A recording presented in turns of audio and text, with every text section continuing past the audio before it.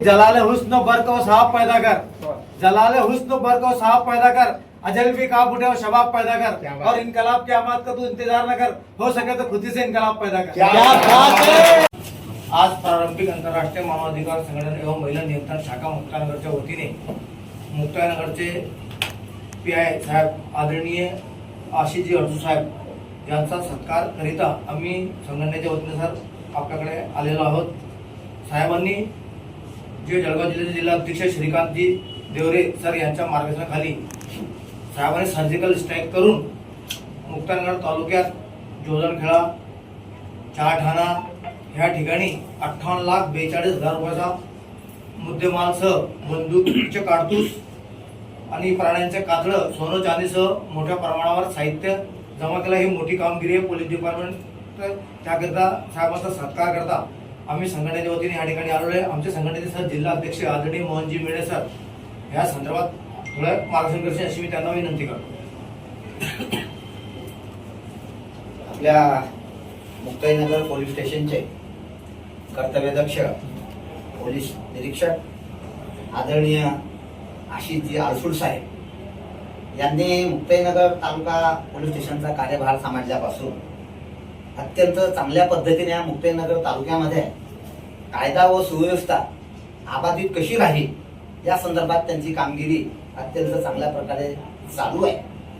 आणि जळगाव जिल्ह्याचे जिल्हा पोलीस अधीक्षक आदरणीय श्रीकांतजी देवरे साहेब यांच्या मार्गदर्शनाखाली व प्रभारी डीवायएसपी बारबोले साहेब यांच्या आदेशाने साहेबांनी या मुक्ताईनगर तालुक्यातील आपल्या कुऱ्हा भागातील चारठाणा, मदापुरी, हलखेडा आणि लालगोटा ह्या फासे पारधी लोकांच्या तांड्यावरती, बेड्यावरती, वस्तीवरती स्टिंग ऑपरेशन त्यांनी वरिष्ठांच्या आदेशानुसार केलेलं आहे।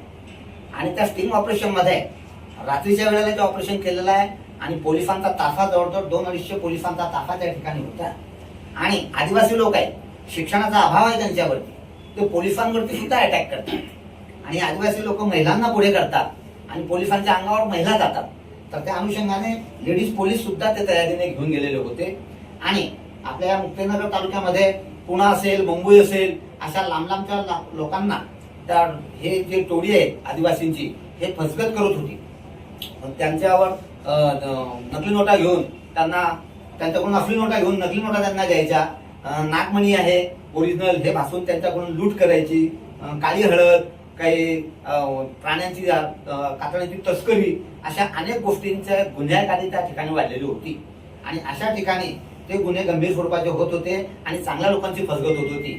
तर ते साहेबांच्या मनामध्ये होतं आणि साहेबांनी ते स्टिंग ऑपरेशन केलं आणि बराचसा मुद्देमाल हस्तगत केला। तर बऱ्याचशा जाली नोटा देखील पकडून आणल्या, काही ओरिजिनल नोटा होत्या त्याही हस्तगत केलेल्या आहेत। त्या कुठून आणल्या, काय आणल्या, काही वाहनं आहेत, 4 व्हीलर गाड्या आहेत त्या देखील साहेबांनी आणलेल्या आहेत, काही चांदीचे कडे आहेत, काही मेलेल्या जनावरांचे कातडे आहेत, असे बरेचसे मुद्देमाल त्यांनी हस्तगत केलेला आहे। तो पंचनाम्यामध्ये आलेला आहे। आणि आता नुकतंच आपल्या या 26 तारखेला चोरीच्या मोटरसायकली जवळजवळ 29 मोटरसायकली साहेबांनी हस्तगत केलेल्या आहे। त्या संदर्भात देखील वृत्तपत्रांनी आम्ही दखल घेतलेली असून या 25,80,000चा मुद्देमाल साहेबांनी हा केलेला आहे आणि या मोटरसायकली जप्त केलेल्या आहे। विविध वृत्तपत्राला बातम्या ह्या आलेल्या आहेत, पत्रकारांनी सुद्धा दखल घेतलेली आहे।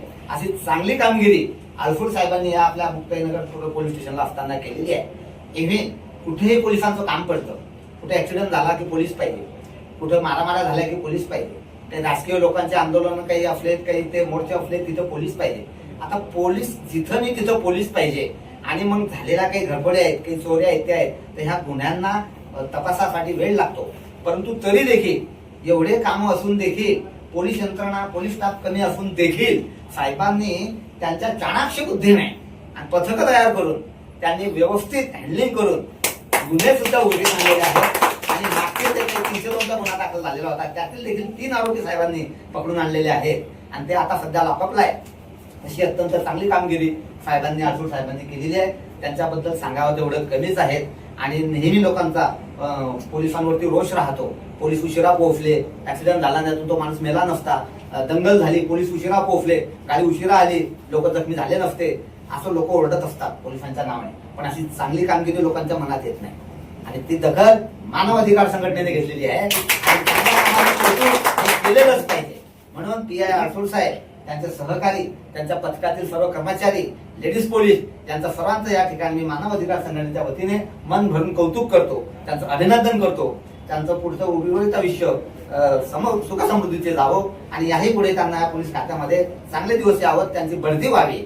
वरिष्ठांनी त्यांची दखल घेतलेली आहे, पण तत्पूर्वी या मुक्ताईनगरमध्ये अनेक संघटना आहेत, परंतु प्रारंभिक आंतरराष्ट्रीय मानवाधिकार संघटना सर्वप्रथम या संघटनेने साहेबांची दखल घेतली आहे. आणि आज आपल्या संघटनेच्या वतीने आपले सर्व तालुकाध्यक्ष आहेत, उपाध्यक्ष आहेत, जिल्हा संघटक आहेत, मोतीलाल जोशी सर, ज्येष्ठ सदस्य आहेत, समाधान पाटील सर, कामदेवकर कृती आहेत, आपले राजेंद्र खेळे आहेत, भारती लोखंडे आहेत, इंद्रायणी भोई आहेत, अकिंजी चौधरी आहेत, जे के चौधरी आहेत, रवींद्र शिरसोले आहेत, विजय खराटे सचिव आहेत, सर्व या ठिकाणी पदाधिकारी आलेले आहेत. आणि या सर्वांच्या वतीने आपण आज साहेबांच्या या ठिकाणी गौरव प्रमाणपत्र देऊन व शाल आणि पुष्पगुच्छ देऊन त्यांचा सत्कार करणार आहोत आणि साहेबांना गौरवणार आहोत.